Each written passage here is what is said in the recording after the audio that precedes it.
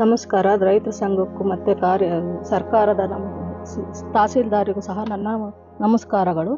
ನಾವು 157 ಸರ್ವೆ ನಂಬರಲ್ಲಿ ಎಲ್ಲರೂ ಸೇರಿ ಉಳುಮೆ ಮಾಡಿದ್ದೀವಿ. ನಾವು ಅತಿ ಬಡವರು, ನಮ್ಮಲ್ಲಿ ಯಾವುದೇ ಇದು ಇಲ್ಲದೇನೆ, ಏನೊಂದು ಇಲ್ಲದೆ ನಾವು ಇರೋಕ್ಕೂ ಸಹ ಸ್ಥಳ ಇಲ್ಲ ನಮಗೆ. ಆ ಉಳುಮೆ ಜಾಗದಲ್ಲಿ ಇವತ್ತು ಸೋಲಾರು ಅಂತಂದು ತೋರಿಸಿ ನಮಗೆ ಪ್ರತಿಯೊಂದಕ್ಕೂ ಎಲ್ಲರಿಗೂ ಆತಂಕಕ್ಕೆ ಒಳಗೆ ಮಾಡಿದ್ದಾರೆ. ಅದೊಂದು ಸರ್ವೆ ನಂಬರ್ ಒಂದು ಚೇಂಜ್ ಮಾಡಿ, ಸೋಲಾರ್ದೊಂದು ಚೇಂಜ್ ಮಾಡಿ ನಮಗೆ ಭೂಮಿ ಉಳುಮೆ ಮಾಡ್ಕೊಂಡು ಹೋಗೋದಕ್ಕೆ ನಮ್ಗೆ ಅವಕಾಶ ಕೊಡಬೇಕು ಅಂತ ತಹಸೀಲ್ದಾರಲ್ಲೂ ಮತ್ತು ಮುಖ್ಯಮಂತ್ರಿಗಳಲ್ಲೂ ಗೌರ್ಮೆಂಟ್ ಅಧಿಕಾರಿ ಏನಿದ್ದಾರೆ ಅವರಲ್ಲೆಲ್ಲರಲ್ಲೂ ನಾನು ನಮಸ್ಕಾರ ಮಾಡ್ತಾ ಇದ್ದೀನಿ. ದಯವಿಟ್ಟು ಇದನ್ನು ಮಾಡಿಕೊಡ್ಲಿಲ್ಲ ಅಂದರೆ ಇದಕ್ಕೆ ನಾವು ಪರಿಹಾರ ನಮ್ಗೆ ಏನು ಅಂದರೆ ನಮಗೆ ಜೀವ ಕಳ್ಕೊಳೋದು ಒಂದೇ ಇರೋದು, ಜೀವಾತ್ಮ ಮಾಡ್ಕೊಂಬೋದು ಒಂದೇ ಇರೋದು, ನಮ್ಗೆ ಆತ್ಮಹತ್ಯೆ ಮಾಡ್ಕೊಂಬೋದು ಒಂದೇ ಇರೋದು.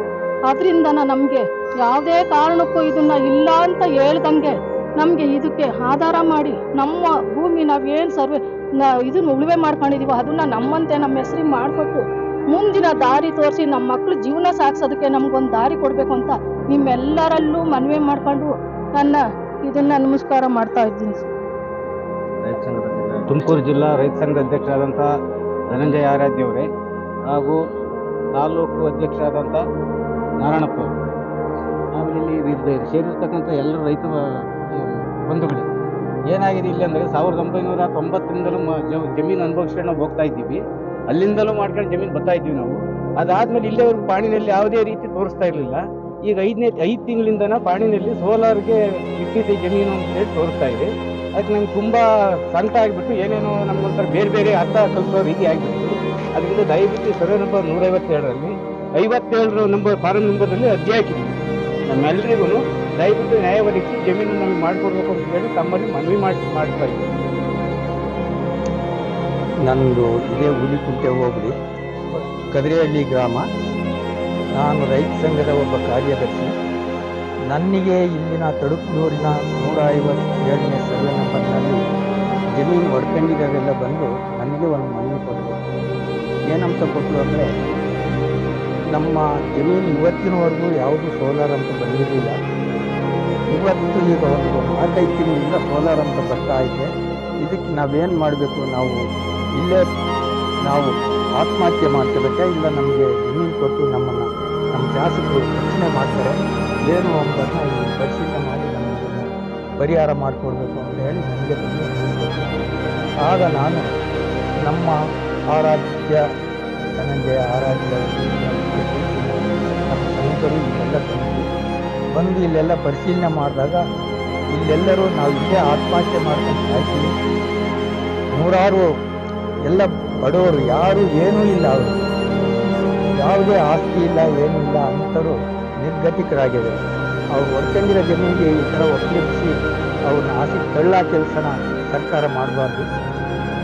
ಇದಕ್ಕೆ ರಾಜಕೀಯ ಉಪಯೋಗಿಸಬಾರ್ದು.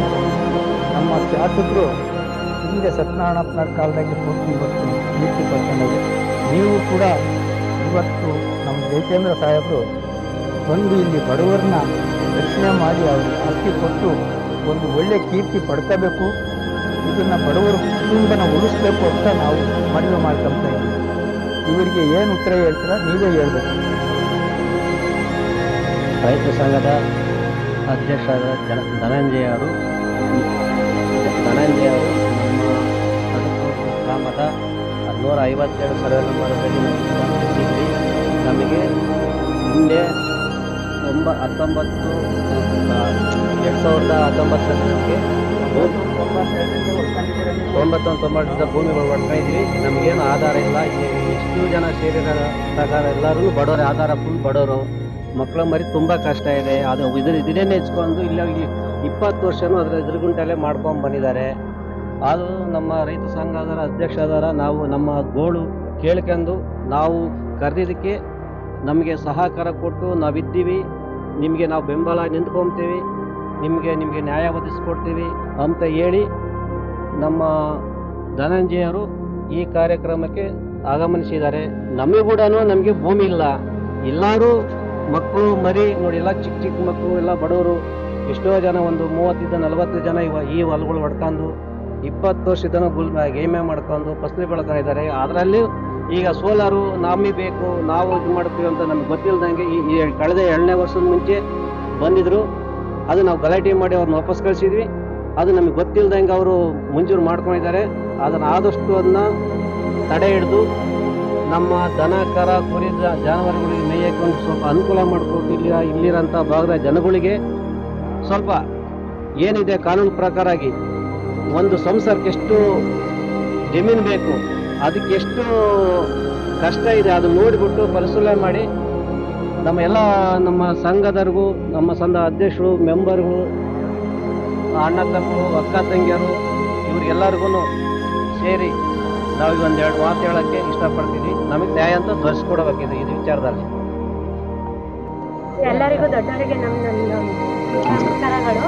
ಇಲ್ಲಿ 25 ವರ್ಷದಿಂದ ಜಮೀನಿನಲ್ಲಿ ಉಳುಮೆ ಮಾಡ್ತಿದ್ದೀವಿ.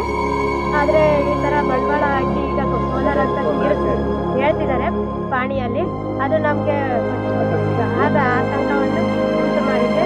ದಯವಿಟ್ಟು ಈ ಬಂಡವಾಳ ಹಾಕಿದ ತಕ್ಷಣಕ್ಕೆ ಎಲ್ಲರಿಗೂ ಹೊಲ ಜಮೀನನ್ನು ಮಾಡಿಕೊಳ್ಳುವಂತೆ ಮನವಿ